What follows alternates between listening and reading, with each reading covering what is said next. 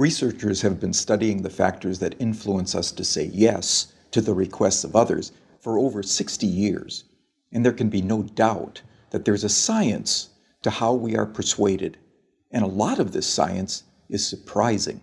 When making a decision, it would be nice to think that people consider all the available information in order to guide their thinking, but the reality is very often different.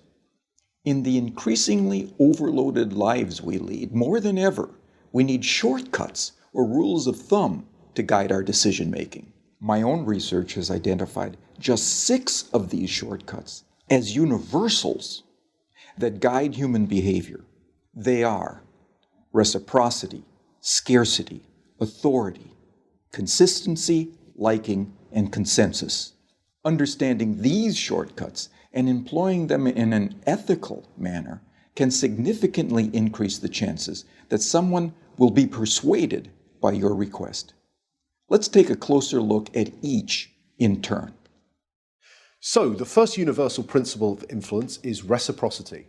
Simply put, people are obliged to give back to others the form of behavior, gift, or service that they have received first. If a friend invites you to their party, there's an obligation for you to invite them to a future party you are hosting.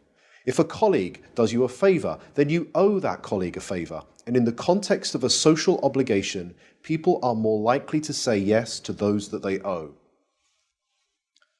One of the best demonstrations of the principle of reciprocation comes from a series of studies conducted in restaurants.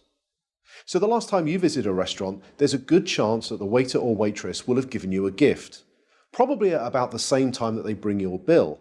A liqueur perhaps, or a fortune cookie, or perhaps a simple mint. So here's the question: does the giving of a mint have any influence over how much tip you're going to leave them? Most people will say no, but that mint can make a surprising difference. In the study, giving diners a single mint at the end of their meal typically increased tips by around 3%. Interestingly, if the gift is doubled and 2 mints are provided, tips don't double. They quadruple, a 14% increase in tips. But perhaps most interestingly of all is the fact that if the waiter provides 1 mint, starts to walk away from the table, but pauses, turns back, and says, "For you nice people, here's an extra mint," tips go through the roof, a 23% increase, influenced not by what was given, but how it was given. So the key to using the principle of reciprocation is to be the first to give and to ensure that what you give is personalized and unexpected. The second universal principle of persuasion is scarcity. Simply put, people want more of those things they can have less of. When British Airways announced in 2003 that they would no longer be operating the twice-daily London-New York Concorde flight because it had become uneconomical to run, sales the very next day took off. Notice that nothing had changed about the Concorde itself. It certainly didn't fly any faster, the service didn't suddenly get better, and the airfare didn't drop. It had simply become a scarce resource, and as a result, people wanted it more. So when it comes to effectively persuading others using the scarcity principle, the science is clear. It's not enough simply to tell people about the benefits they'll gain if they choose your products and services.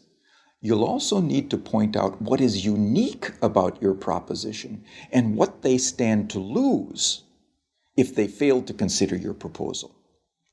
Our third principle of influence is the principle of authority, the idea that people follow the lead of credible, knowledgeable experts. Physiotherapists, for example, are able to persuade more of their patients to comply with recommended exercise programs if they display their medical diplomas on the walls of their consulting rooms.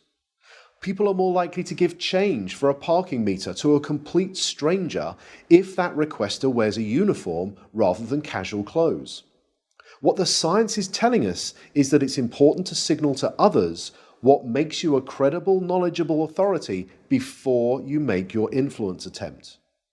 Of course, this can present problems.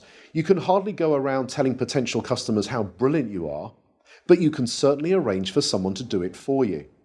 And surprisingly, the science tells us that it doesn't seem to matter if the person who introduces you is not only connected to you, but also likely to prosper from the introduction themselves. One group of real estate agents were able to increase both the number of property appraisals and the number of subsequent contracts that they wrote by arranging for reception staff who answered customer inquiries to first mention their colleagues' credentials and expertise.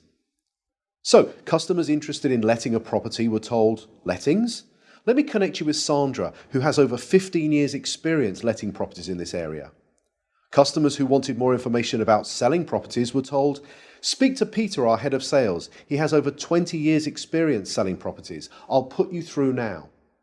The impact of this expert introduction led to a 20% rise in the number of appointments and a 15% increase in the number of signed contracts. Not bad for a small change informed from persuasion science that was both ethical and costless to implement. The next principle is consistency. People like to be consistent with the things they have previously said or done.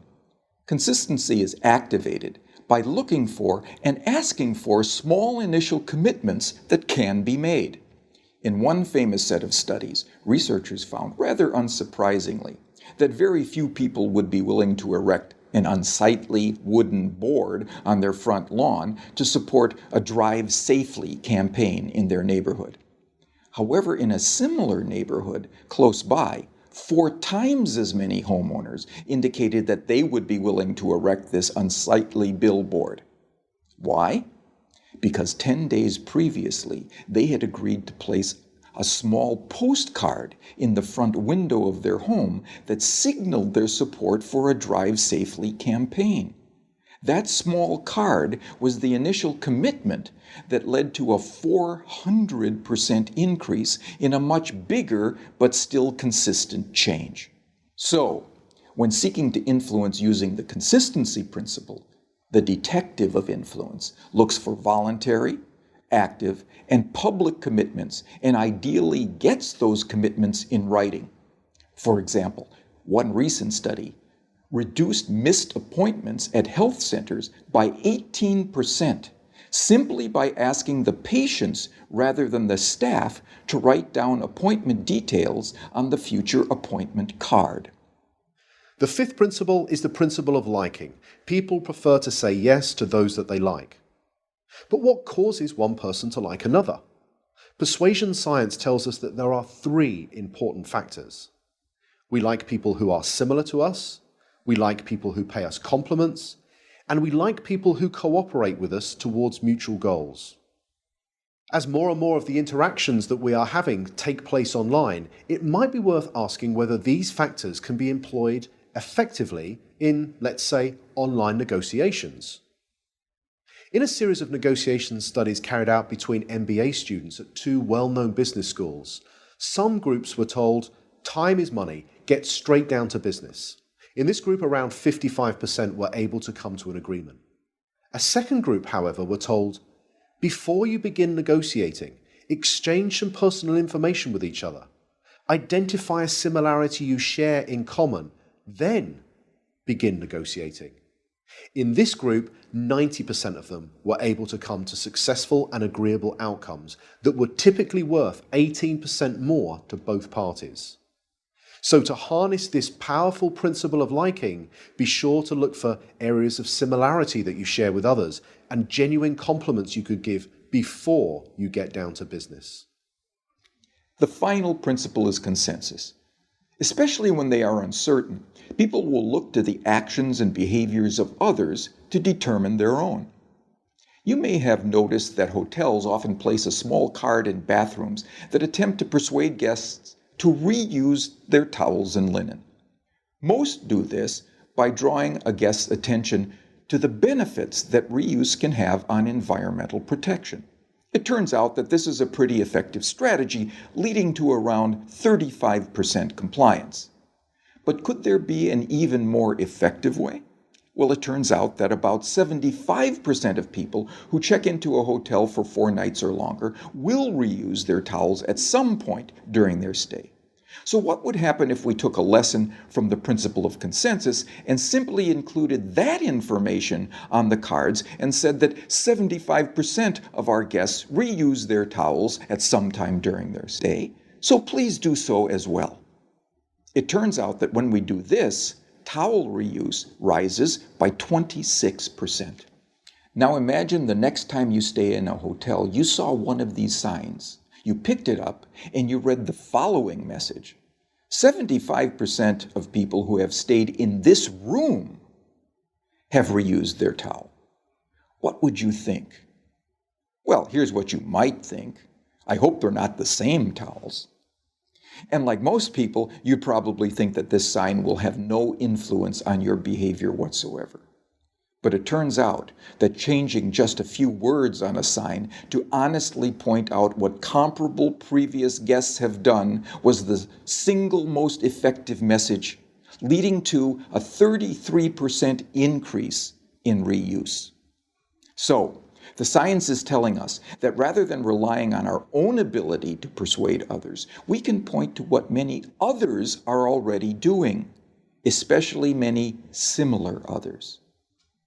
So there we have it, 6 scientifically validated principles of persuasion that provide for small, practical, often costless changes that can lead to big differences in your ability to influence and persuade others in an entirely ethical way.